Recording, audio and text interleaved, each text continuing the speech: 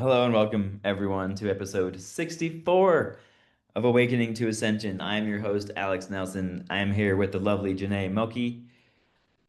Maki? Moki. Maki. Either one of them, one of the two. Today's topic is we're diving into the ego. 'Cause there's a lot of misconceptions about what the ego actually is. And in the world that we live in today, we are just riddled with toxic ego personalities. So let's break it down. So the ego is not necessarily a bad thing. It has become a bad thing because it is our identity. So when we grow up, when we're born, we're growing up, we fit into whatever environment we're in. So like if our family is all about sports, you develop an interest in sports and that becomes a part of your ego and that's your new identity so that you can fit in with the people around you. So with unhealthy egos, it's because we're adopting different traits that aren't part of ourselves. It's so that we can fit into society better.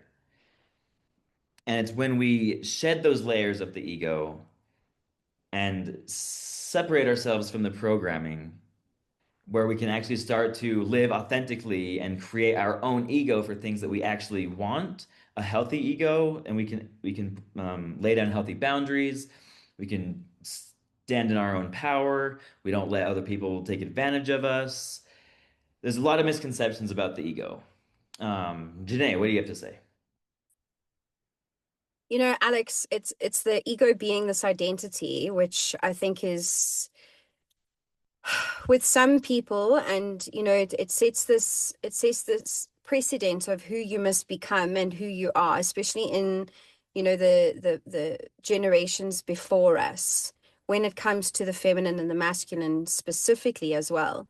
But when one speaks of the ego too, if you look at it from the sense of comfort, what happens is when you are going against what you naturally usually do, and it's facing a fear of yours. Let's say that you really think that you should sing, and this voice inside keeps telling you, I must sing, I must sing. What starts happening is your ego becomes uncomfortable with that new reality, because the ego enjoys you staying at the same frequency, the same level that you're at. So the ego wants to drive. And that is where one gets stuck with their growth, is because the ego is very much in the front seat. What one has to do is you have to detach from your ego. And that is a very, very sovereign practice to do. So when one detaches from the ego, is when you are able to put that voice aside and you tell your ego, I really love you and I respect you, but you're going to sit in the passenger seat and I'm driving now.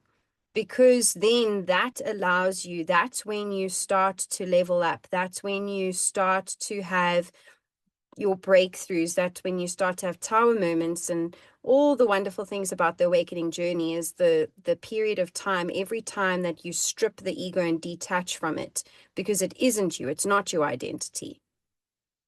Alex, do you have more to add? I do. Yeah, a lot of people do get hung up and wrapped up in their egos. And I think one key point is a lot of people associate their ego with their career or their job, right? So if you're, what's a business consultant or whatever, like that becomes your identity. So it's difficult for you to step outside of that bubble. But we have to remember that our career isn't who we are, it's just what we do, right? It doesn't define us.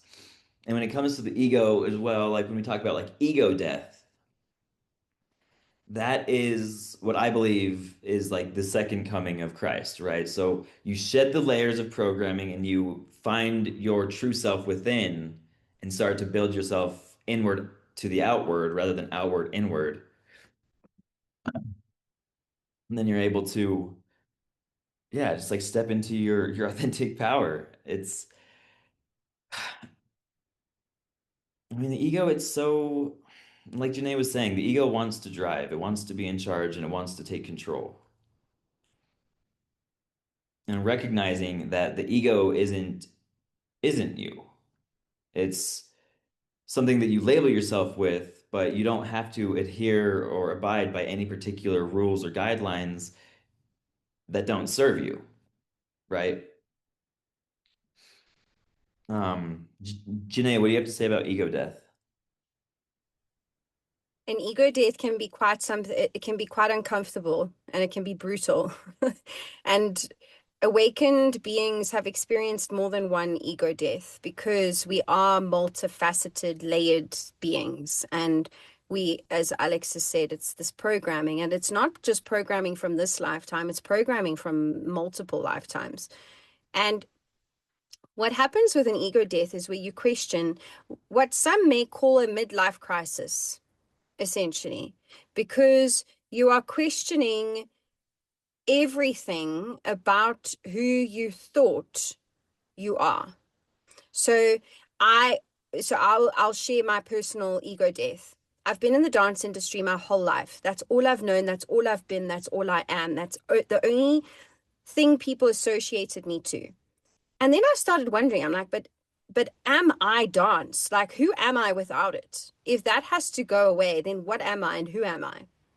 So when you start asking those questions and when that starts to be stripped away from you, you almost lose who you are because these identities of who you think you are because of something exterior to yourself, because you are your internal sovereign being, which is source God energy. And it's when you connect with that that you detach from the ego.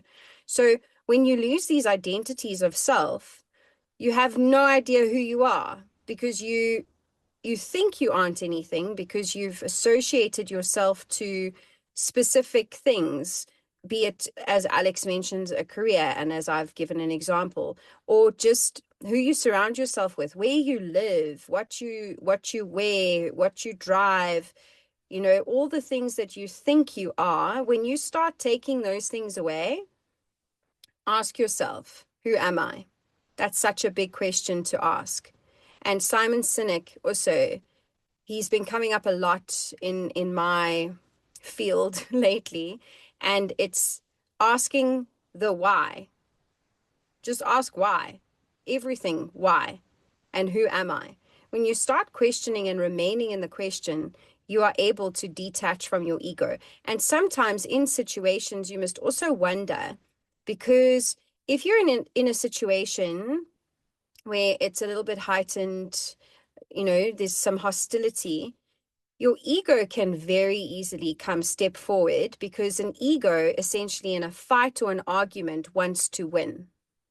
That's the ego. The ego needs to be right. But when you detach from the ego, you're able to see in the other individual if they are leading from their egoic space or if they've detached from it. Because essentially, arguments don't happen in our new earth. We have conversations and it's a frequency and a vibration that one has. Arguments don't exist because the ego should not be existing. And I think that's something that one should truly strive towards, specifically on your awakening journey, is to completely and utterly detach and be so conscious of the ego and everything that it embodies. Alex, listen, Alex wrote a book and has much to say about this because I think also as a masculine, I think I think there's a connotation for the masculine that lives in his ego. So Alex, do you have anything to say with regards to being a masculine and what society has stipulated regarding this topic as well? Absolutely, yeah. And I'm actually glad that you brought up a few points. So one I want to touch on is to emphasize that yes, it does happen a lot when people are in these careers and they start going through their awakening and they begin to start feeling empty and unfulfilled because like the life they've been living isn't what they truly want and they just start things start falling apart, right? And when things start falling apart like that, the best thing to do is to sit with yourself. Sit with yourself. And just like she said, ask the why. Why am I wanting to do this? Why do I want this? Is it for the money? Is it for social status? Is it to appease somebody? Is it because it's something I actually want for me? These questions will help you decide who it is that you are. And as Janae mentioned about the masculinity, yes, I did write a book about this, and I do go into the complexities of the ego. But as a masculine, so I was raised, and I brought up sports earlier because my family plays sports. I was raised in like an all-male household except for my mother. I have five older brothers. And I actually didn't realize this until um, a year ago, I guess. But like, I love to dance. I love dancing. But growing up as a man, we're not allowed to do that. We're not allowed to. So I began to curate my ego to societal masculine norms. And I ended up feeling depressed, lonely, misunderstood. Just I didn't understand why I hated myself so much or why I couldn't fit in anywhere. And oh man, yeah, like towards the end of the dark night of my soul, I just like I lost all my friends. My family thought I was crazy. I didn't know who I was. And it took several months for me to be able to just get a baseline of like, what is it that I want for me? And once I started behaving and acting in a way that's honest and authentic to myself, my depression started to leave. I started feeling happy, started feeling motivated, started to have purpose, starting to feel fulfilled. And now, now I wake up every morning happy, which this never happened in my life. Like 30 years of depression. I wake up, couldn't get out of bed, wanted to die, all the bad things. But now I'm excited about life. I go outside with a smile on my face. I I just can't get enough of life now. Janae. This topic, I think, is also just such a, this authenticity and this realistic, you know, we are very authentic with our conversations and who we are. We are letting you all know exactly who we are and what we've been through, how we have navigated, and we only share snippets of it. But what people misunderstand is you're not the only one that has questioned everything in life and questioned like where you're going, what you're doing, who you're with, and losing people, because that's essentially the ebb and flow. If you think of, Marlene described the flow with the wave coming in and the wave going out. And it can't only be the wave coming in and it can't only be the wave going out. It has to be this flow. So you have to understand that all of us are going through it. And that's, I think, the sadness is people need to just acknowledge it and speak about it, because the person that you're sitting across from is going through something just as much as you went through or has been through it. So if we all just have these real conversations, my goodness, guys, we would live in a better world. And I think that's what's happening with the awakened beings. We don't have an ego. There's no ego to question, oh, but what will they think? And oh, but my image. And oh, if that, like, if it, because we really need to just honestly meet one another and say, like, Alex just said now, he disclosed his dark night of the soul. We're going to have more than one dark night of the soul.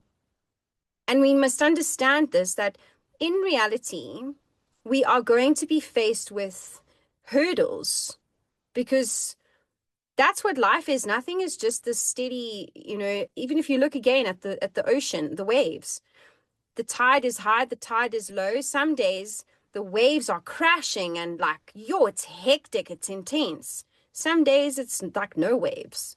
That's life. And that's what we also must understand, how connected we are with nature as well.